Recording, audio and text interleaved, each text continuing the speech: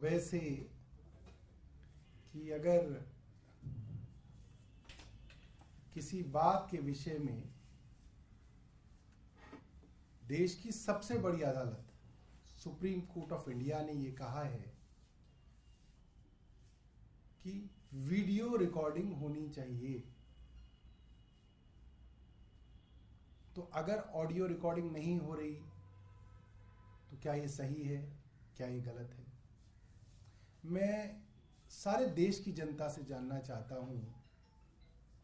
कल प्रधानमंत्री जी ने बहुत बड़ा भाषण दिया पार्लियामेंट में, अखबारों में पहले पेज पे छपा, टीवी की खबरों में सीधा प्रसारण चल रहा था। अब आप समझिए कि वो प्रसारण बिना ऑडियो के होता तो कैसा होता, कि प्रधानमंत्री जी का लोकसभा का भाषण प्रसारित किया जा रहा है, सारे न्यूज चैनल्स में बार बार दिखाया जा रहा है, लाइव भी दिखाया जा रहा है और 100 सुपरफास्ट खबरों में भी दिखाया जा रहा है, और आवाज नहीं है, ऑडियो नहीं है, सिर्फ वीडियो है। प्रधानमंत्री जी ऐसे कर रहे हैं, ऐसे कर रहे हैं, ऐसे कर रहे हैं, ऑडियो नहीं है। उस वीडियो को कितने न्यूज चैनल अपनी खबरों में चलाएंगे, और उस वीडियो की क्या कीमत है और उस वीडियो का क्या फायदा है? ये तो एक साधारण बात है। ईडी वाले क्या सबको बेवकूफ समझते हैं? और ये जो स्टेटमेंट ईडी की तरफ से आया है, कौन ये स्टेटमेंट दे रहा है? ना किसी का साइन, ना किसी अधिकारी का नाम, ऐसे स्टेटमेंट दी जाता है। देश की सबसे बड़ी एजेंसी है, अरे ठोक के प्रेस रिलीज दो, अफसर का नाम लिखो, आधिकारिक तौर पे बोलो ना कौन बोल रहा है। ये तो कल को डिनाई कर देंगे कोर्ट के अंदर कि हमने दिया ही नहीं। जैसे एलजी साहब ने 2 हफ्ते पहले कोर्ट में कह दिया डीसीपीसीआर के मामले में कि जो खबर अखबारों में रोज छपती है, बड़ी बड़ी छपी, दिल्ली बाल आयोग को पैसा बंद किया जाएगा, एलजी साहब ने बोल दिया कि ये तो हमने कभी कहा ही नहीं है।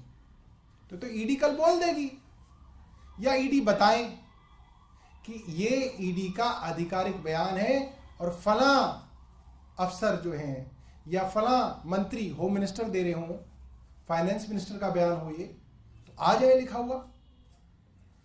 साफ साफ कोर्ट ने क्या कहा मैं आपको बता देता हूं, ताकि घुमा फिरा के केंद्र सरकार बात ना करे।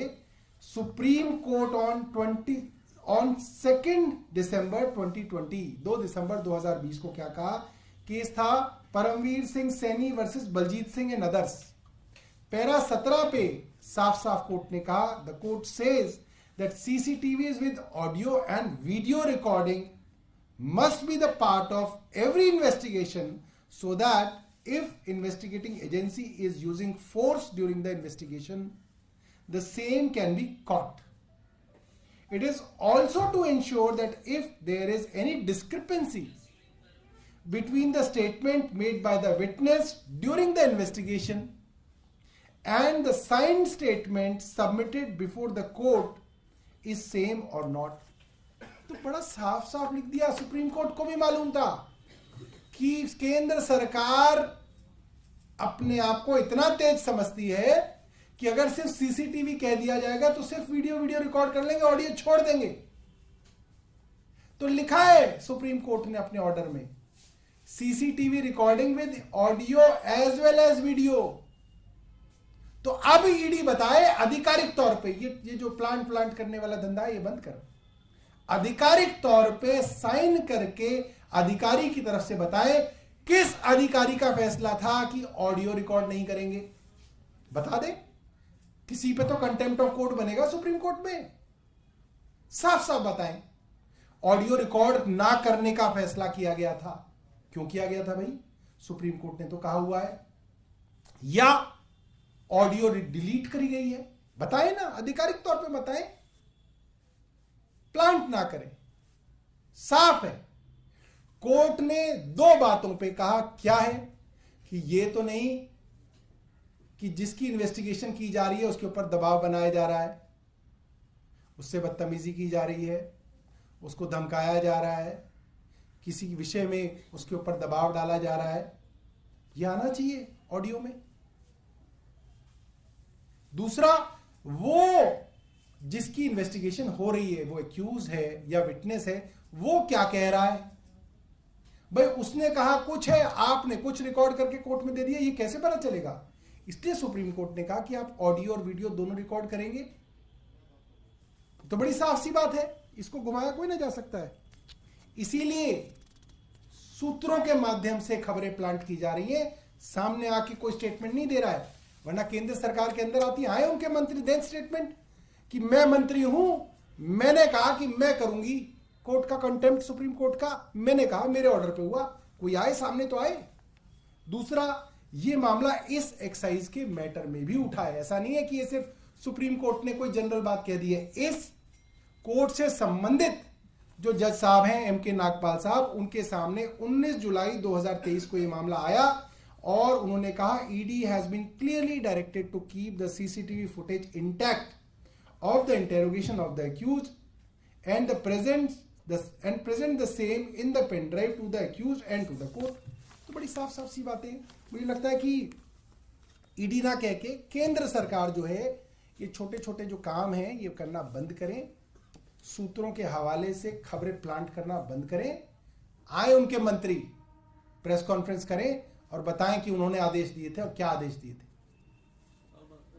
आप जो कह रहे हैं वो कह रहे हैं कि शराब के घोटाले के मामले में आप बात रख रहे हैं। आज जो रेड्स हुई हैं वो अलग मामले में हुई हैं, जल बोर्ड से जुड़ा मामला है। देखिए कई मामले हैं इनके पास, तो रोज ही नया मामला बना देते हैं। तो ये बताते नहीं कि किस मामले में क्या, वो भी सूत्र जो है इनके प्लांट करते हैं, खबर खुद तो आते नहीं है सामने। तो हमें तो अभी तक ये जानकारी नहीं है। हमें तो आधिकारिक तौर पे ये भी नहीं बताया गया कि कहाँ कहाँ पे छापा मारा हुआ है, किस मामले में मारा हुआ है। तो हम लोग तो अभी अंधेरे में ही हैं। ठीक है, बहुत बहुत धन्यवाद। हाँ पंकज जी बताइए। ये दिल्ली सरकार के अधिकारी जो इंफ्रास्ट्रक्चर से रिलेटेड सही जानकारी नहीं देते हैं, उनके खिलाफ कार्रवाई या फिर जानकारी देने के बारे में हाईकोर्ट ने कहा है। इस पर थोड़ा सा बता दीजिए कि क्या कोर्ट में मामला चल रहा है। देखिए, जब भी किसी हाई कोर्ट सुप्रीम कोर्ट में मामला चलता है तो वो सरकार बनाम जिसने मुकदमा डाला उसकी चलता है। अब सरकार कौन है? सरकार का मतलब कोई डिप्टी सेक्रेटरी नहीं है, सरकार का मतलब कोई सेक्रेटरी नहीं है, सरकार का मतलब चुनी हुई सरकार है। और ये बड़े क्लियर ऑर्डर्स हैं, मेरी डायरेक्शंस हैं सभी विभागों को। कोई भी हलफनामा हाई कोर्ट के अंदर दायर हो, सुप्रीम कोर्ट में दायर हो, एनजीटी में दायर हो, वो बिना मंत्री के अप्रूवल के हलफनामा नहीं डाला जाएगा। तो पहली बात तो जो ऑर्डर दिए गए थे उनका उल्लंघन किया उन अधिकारियों ने जिन्होंने हलफनामा दिया। दूसरी बात, जब कोर्ट ये कह रहा है कि झूठा हलफनामा कोर्ट में दिया गया, तो ये तो बहुत बड़ा आपराधिक मामला है। हम लोग भी देखेंगे कि ऐसे अधिकारियों पे क्या कार्रवाई की जा सकती है। हम तो रिकमेंड ही कर सकते हैं, क्योंकि कार्रवाई करने का काम तो एलजी साहब के पास है। मगर मैं मंत्री के तौर पे आधिकारिक तौर पे बता सकता हूं कि ऐसे कई मामले मेरे सामने हैं जिसमें विभाग ने माननीय उच्च न्यायालय को गलत और झूठी जानकारी दी है, और वो मामले में विभाग की जानकारी में भी लेके आया हूं, मगर उनके ऊपर यथाउचित कार्रवाई अभी तक नहीं हुई है। सर, इससे एक अलग मामला है, जो टनल है, प्रगति मैदान टनल जो है, उस पे कई तरह की खामियों की बात अब सामने आई है कि वाटर सीपेज हो रही है, लोगों की जो जान है वो खतरे में है, जिस तरह के क्रैक्स वहां पर आ रहे हैं। दिल्ली की सरकार आपकी है, क्या आप लोगों को लगता है कि उस पर कुछ कार्रवाई होनी चाहिए? देखिए, वो तो पहले भी जब ये G20 का आयोजन शुरू ही हो रहा था, तब भी ये खबर जो आई थी कि वहाँ पे प्रगति मैदान की तरफ कहीं पे पानी भरता है और वो पानी सीप इन करके उस टनल के अंदर आता है। हमने तो ये भी दिखाया जब G20 हो रहा था तब वहाँ पे पानी भर गया। एलजी साहब इतने नाराज हैं, मुझसे अभी तक नाराज रहते हैं वो उस बात को लेके। तो वो तो सच्चाई है। अब वो मैं बोलूंगा तो फिर एलजी साहब फिर नाराज हो जाएंगे।